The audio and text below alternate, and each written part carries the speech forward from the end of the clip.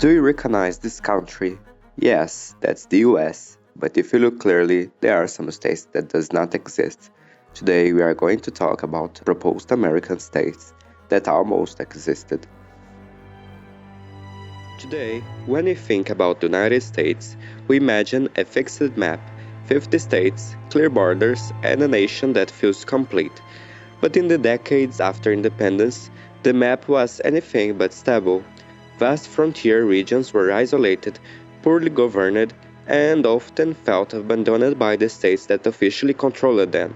Some of these territories were located in what had once been colonial frontier zones, places far from political centers, separated by mountains, distance, and difficult travel. Communities in these areas had to defend themselves, organize their own institutions, and solve problems without much help from distant governments. And eventually, some settlers began to ask a dangerous question: if we already govern ourselves, why shouldn't we become our own state? One of the boldest and strangest attempts to answer that question was the proposed state of Franklin. The story of Franklin begins in the 1780s, just after the American Revolution. North Carolina claimed vast western lands beyond the Appalachian Mountains, territories that were distant, difficult to defend, and expensive to maintain. At one point, the state even considered giving up these western territories to the federal government, but the settlers living there had other plans. Feeling politically ignored and geographically isolated, local leaders decided to create their own government. They formed what they called the State of Franklin, named, most likely, in honor of Benjamin Franklin, hoping to gain legitimacy and recognition.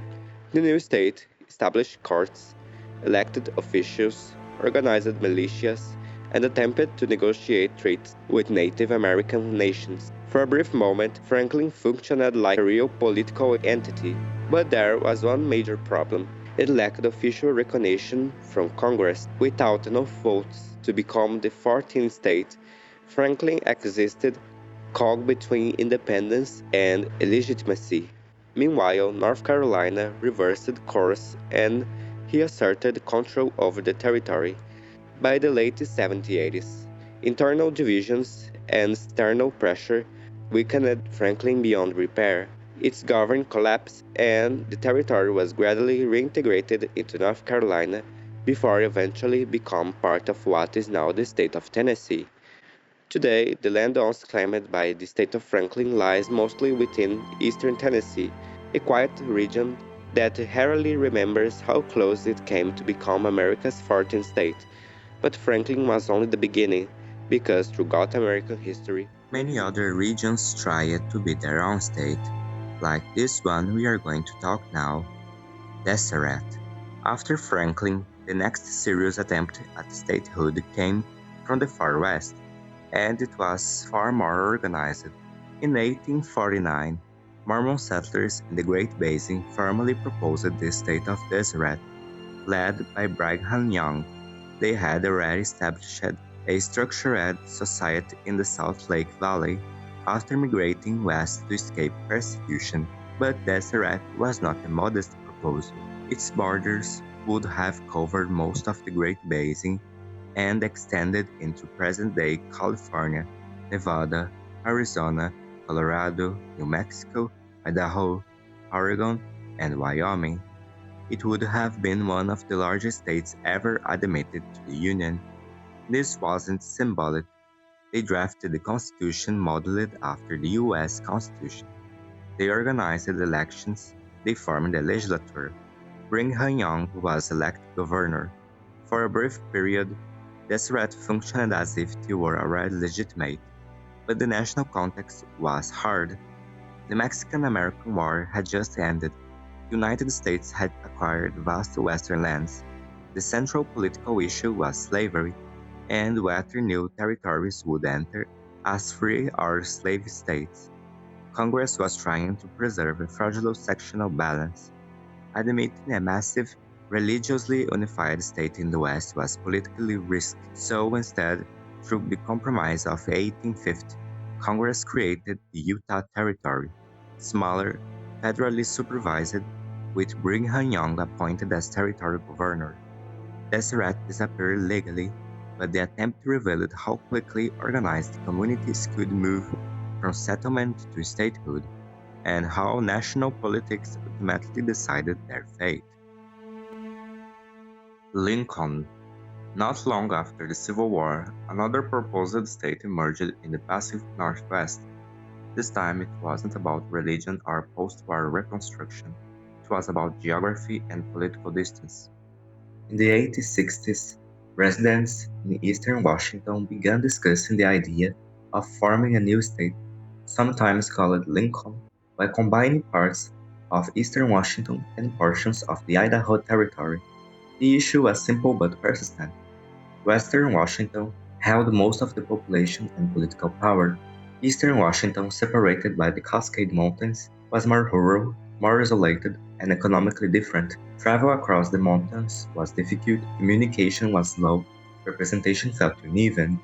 At the same time, parts of northern Idaho shared similar economic and geographic attributes with eastern Washington. The proposal was to unite these eastern regions into a new state that better reflects their priorities. The idea resurfaced multiple times between the late 19th century and the early 20th century, but like most proposals to split states, it faced constitutional barriers. Dividing a state requires approval from the state legislature and Congress under Article 4 of the U.S. Constitution, and Western Washington, holding political majority, had little incentive to support the vision.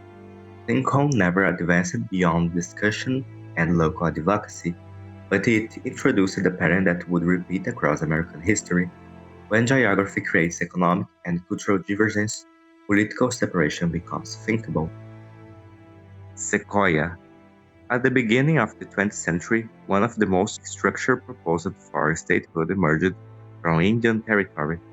In 1905, leaders of the Cherokee, Chickasaw, Choctaw, Creek, and Seminole nations gathered in Muskogee to propose a new state, Sequoia, named after the Cherokee scholar who created the Cherokee syllabary. The proposal aimed to preserve native governance within the federal system. This was not symbolic protest. Delegates held a full constitutional convention, they drafted a comprehensive constitution, they defined county boundaries, they established courts, legislative districts, administrative systems. The referendum was held, and voters approved the constitution overwhelmingly. Sequoia followed the formal path toward statehood, but federal policy at the time was shifting toward consolidation. Congress preferred merging Indian Territory with Oklahoma Territory rather than admitting a separated native majority state. In 1907, Oklahoma entered the Union as a single state. Sequoia never received serious congressional consideration. Its failure marked a turning point in native and political autonomy, replacing the possibility of majority indigenous governance with integration into a broader state structure. Among all proposed states, Sequoia may have been the most institutionally prepared. Jefferson.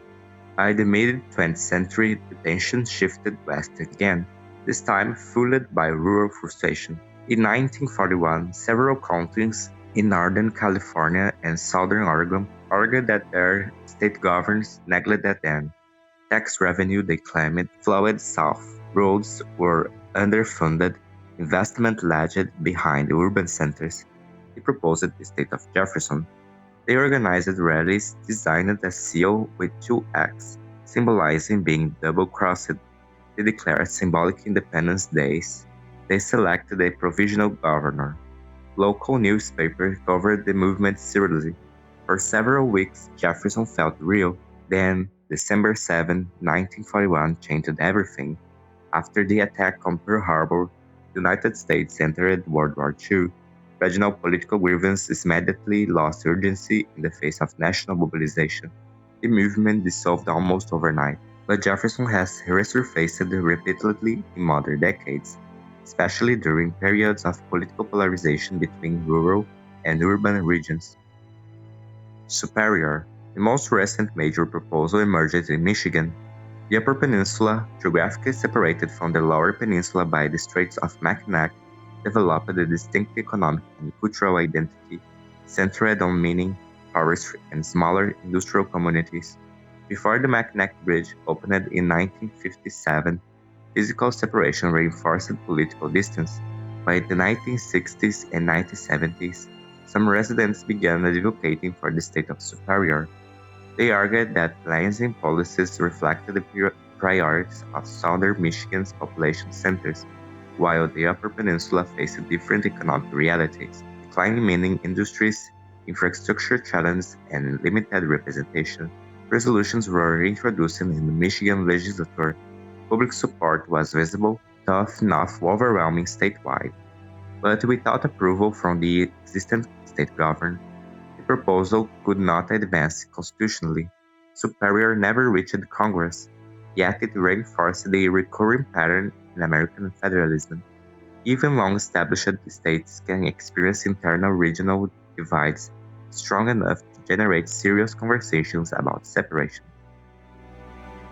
Frontier governance, geographic isolation, indigenous self-determination, rural-urban imbalance, but the pattern remained constant. The Constitution allows for new states.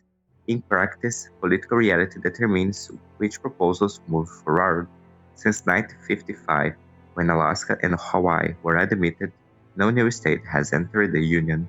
The American map appears stable, yet, across 2 centuries, communities have repeatedly imagined redrawing it, not to leave the Union entirely, but to renegotiate their place within it. The borders endure, the debates beneath them do not. So, if you enjoyed this video and this kind of content, I'd like to invite you to subscribe to my channel and click the like button because it really helps the channel grow. More content like this are on production